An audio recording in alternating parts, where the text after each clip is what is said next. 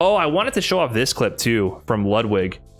I don't know if this will make the YouTube video. So Ludwig also covered this whole incident really well, but I just wanted to discuss this because it made me really realize, I've already known this and I've heard this before and it always blew my mind. It made me realize how much your mileage will vary in regards to your success on these platforms. Just work out 2018-ish all the way until like 2021 is what it was like.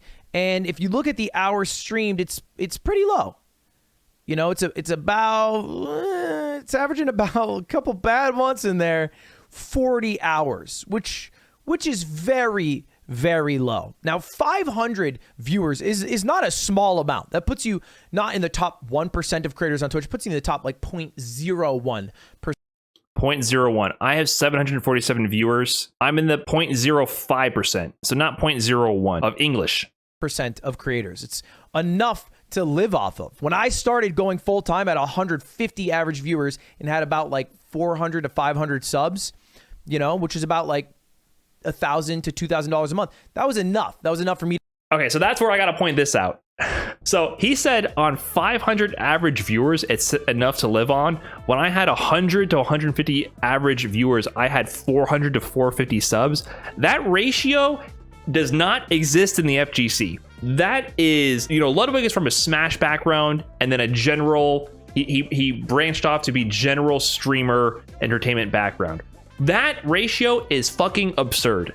I have 747 viewers right now. My average in the month before was like 900. I'm sitting pretty at a couple month high of 650 subs, right? And I'm not complaining. I'm very grateful for that. I appreciate that. But I see this in other communities too. And it's not just, I've heard Ludwig say this in the past. I've seen other streamers with this. They have 100 average viewers and they might even have anywhere between 500 to 1,000 subs. It blows my mind to hear those numbers. It blows my mind to hear those numbers because I have only been like above like my sub count, above my viewer count, like a handful of times in my life. And that blew my mind when that happened. Right. So that will not happen in the FGC. That will not happen. That ratio, you will not get 100 viewers and live off of it. Like I've seen Ludwig do a couple of extrapolations of like your revenue takeaway based on your viewership, which varies wildly. And I have never seen those situations where you make that much money streaming in the FGC, because I think the audience is both older and more broke. I think that's just a fact of it. I think the other Twitch demographics are younger. They all have Twitch primes. They understand how it works. They're more parasocial in nature and they have less friends in real life. So they want to sub to their favorite streamer and make friends. Whereas the FGC, they're like, I don't pay for Twitch Prime and I'm old. So I think that's like the big difference here. So you can't expect that streaming fighting games, right? So thank you to DDT Kills Joe for the Prime and Total Melvin and Local MT. Thank you guys for all the subs. Appreciate that. But you know, in the FGC, everyone's going to burn their Prime on Eris because he's, you know, who you're parasocial with when you're a boomer. And the rest of it, you know, we fight for the scraps. So that's just kind of how it works. That's why you got to focus on YouTube. YouTube, you actually make money. Like you actually make money from ad revenue. So people can get you money for free by watching your YouTube videos. And then like the Twitch money to me is the bonus. So like my YouTube channel usually makes a profit. Usually my YouTube channel does not always make a profit because I try to make sure, you know, AA is taken care of, right? It usually makes a profit, but where I make the profit is anything that comes through Twitch is the bonus money, right? But YouTube, I can generally, and the Clips channel as well, that's like, you know, I make the profit from there. But generally like the Twitch, now that I have a YouTube channel, the people who like me will basically tip me on Twitch. But that ratio, 100 viewers getting 400 to 450 subs, what? So a couple of us have made it. They're fucking celebrities, they're rock stars. But that shit, like, I don't know, my mind, I would never, if I really wanted to just plunge and take the plunge and go all in, I could go full time right now today. I don't think I even want to. I don't even know if I want to do that. I don't think it would be optimal for my mental health and, you know, all that. I don't know. I can't decide. But if you're already there, you're already burning the candle from both ends. You got no job history and no employment history, no job skills, right? Like, I just don't understand where you're going with this. You're putting 100% of your faith in the developers, in Capcom, in whoever. 100% of your faith. Like, even putting your eggs in the YouTube basket, in the Twitch basket, like doing this, you're beholden to these platforms entirely for your income. So this is already sketchy, right? But if you don't even have this, what is your revenue stream? Your revenue stream is a sponsor that is it's venture capitalism counting down the days to when this whole investment needs to turn a profit, or they turn the valve and the money stops flowing. What is your plan? What is your plan? Like, we need all of it.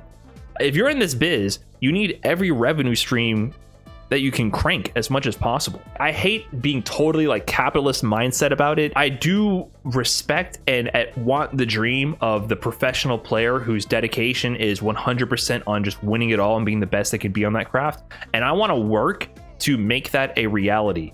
I want to do the work to build this thing up so that we can have the people who don't give a shit, the silent killers, the people who just want to put in the work and not be a public figure and do all that. I want that to be a real thing, but we're not there.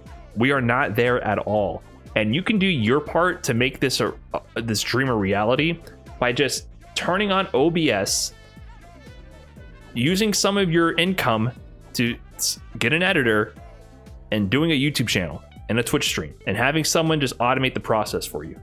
That's doing your part, not just for yourself, but for all of us. How much does that kind of editor even cost? I think it varies, but I think some editors, which I also have feelings about the editing business, because I think that's also very exploitative. Some editors will work for like $50 a video, 35 to $50 starting out, right? And then work their way up. Some will work for free. I mean, that's true. I think that's exploitation. I don't think you should do that. If you're like popular enough, dude, there will be people who will say they'll do their videos for free. I don't know. You start becoming a boss when you start doing this kind of thing. So like, it's a little weird. Like, I'm in that position. It's like, I'm kind of like a boss. It's a little strange, but to me, I feel like you should not exploit people and pay them for their time. So that's how I feel.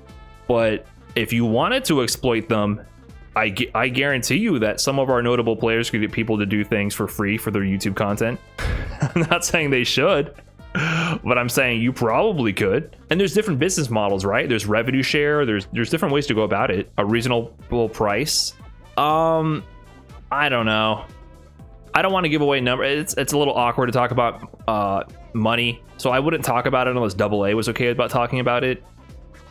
So I won't say what I pay him. It's one of those things. But I can definitely say that I've interviewed with other people who wanted starting rates at around 100 per video. And also, like I said, it went down to even lower things. Like, there's definitely people who do less than that, 35 to 50 to 100. And I think people base that on their reputation and previous work. So there's things like that. And also for me, like I also, the one thing I will say about AA is I just pay him now on like a salary. So that way, some weeks there's more work, some weeks there's less. So that's as deep as I'll go into it with that. I pay him a regular, because some videos aren't worth X amount of dollars. Some videos are just like, hey man, I need you to put a thumbnail and add some music, right? Like that's it. And then some videos are like, this is very involved, multiple POVs, like editing a bunch of stuff, splicing things together. You get what I'm saying? So it didn't make sense to pay per video to me in the long run when I thought about it. And it lets me feel comfortable with doing a variety of type of videos as well. So that some videos can be softballs. Like shorter videos, for example, make way less income, usually on average, because you have less watch time, so less ads, right? So I would be like, oh shit, I'm incentivized to make a return on every video, so every video should be so long. But what if I have a discussion point that's 6 minutes? It wouldn't make sense for me to be scared about that, to upload that, where I say, hey man, I just need really a thumbnail for this, so am I gonna pay per video for that thumbnail and all that? So it made sense for me to just say, hey man, we'll just do a flat rate per week, like an employee type thing. So that's what I do now. Yeah, if you think paying $100 for a video is underpaying them, I disagree. Editing is a shit ton of work. It is a shit ton of work, and I am so mind blown with how fast Double A gets things done. He is a fucking beast. So I have edited my own videos, and I know how much work it takes, right? Some of my biggest videos were me doing it on my own, right? I made an effort to do it myself, which I think gave me a good perspective on how this all works. So my videos up until 2020, you know, that time in 2020, this was Double A's first video. Everything before then was me. I did this, I did this, I did this, I did this, this. I did this video, which got 333K views, all on my own. And this video, the editing on this video, this was a project. This and Why You're Sucking Bronze, which also did really well. This took a lot of fucking effort. And in some ways I miss it because like there's some personal touches that free. This is kind of free. That was 2 reps. 5 hours later. After, so like that kind of a touch, like that's something that I can do. I added a lot of personal touches to this, which I thought were funny, a lot of jokes and stuff, which I thought was good. And then I brought in, you know, the DBFZ soundtrack, the slow-mo. I had to plan all this. I think there was one fake. All right, here we go.